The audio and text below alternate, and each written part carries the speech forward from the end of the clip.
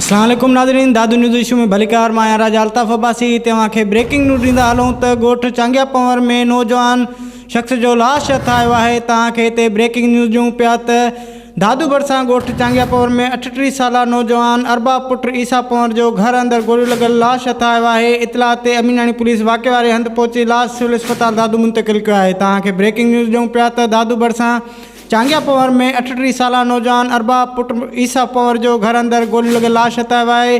इन हवाले सां हिनमहिल असां सां लाइन ते मौजूदु आहे असांजो रिपोर्टर दानिश खुश्क। उन खां पुछंदासीं त हिन हवाले सां कहिड़ा तफ़सीलात आहिनि। जी दानिश, असांखे आगाह कजो।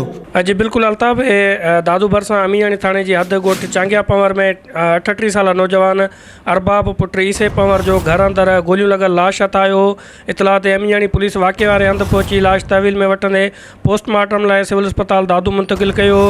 मक़तूल अरबाब जी ज़ाल मारवी पंवर देर ते क़तल जो शक ज़ाहिर करे छॾियो आहे। मक़तूल जेको आहे उनजी घरवारी मारवी पंवर मीडिया सां ॻाल्हाईंदे दायो आहे त संदसि मुड़ुसु अरबाब पंवर ऐं ॾेर क़ासिम पंवर विच में मिल्कियत जे तकरार तां काफ़ी भेरा झेड़ो थियो आहे। गुज़िरियल राति पिणु संदसि मुड़ुसु ऐं क़ासिम पंवर विच में झड़पूं थियूं हुयूं। मक़तूल जी ज़ाल मारवी पंवर इहो शफ़ाफ़ जांच कराए इंसाफ़ फ़राहम करण जी अपील कई आहे। जॾहिं त हद जी जेको पुलिस जो चवणु आहे त वाक़ियो बज़ाहिर ख़ुदकशी लॻे पियो ऐं मक़तूल घर जे कमरे खे अंदरां बंदि करे पाण मथां बंदूक जो फायर करे मुबीना तौरु आपघात कयो आहे।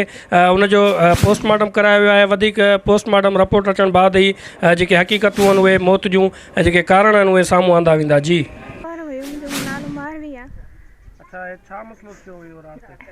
ये मसलो है बस झगड़ो थी पियो शुरू में, पोइ असर जो इहो कमु थियो। केरु झगड़ो करे पियो तव्हां जो? पंहिंजो भाउ हुनजो वॾो उनजो नालो छा आहे? इहो कासम। छाकाणि इहो मसलो अंदरि आहे तव्हांजो? इहो ज़मीननि त शुरू में हलंदड़ आहे, तो इंसाफ़ खपे। मुंहिंजे घर वारे जो बदिलो। हा, मुंहिंजो भाउ आहे अदा, मुंहिंजो नालो गुॾी आहे। में ॿाहिरि विढ़िया आहिनि। हा, असल में मामिलो पंहिंजे हिननि ॿिन्हिनि जो आहे।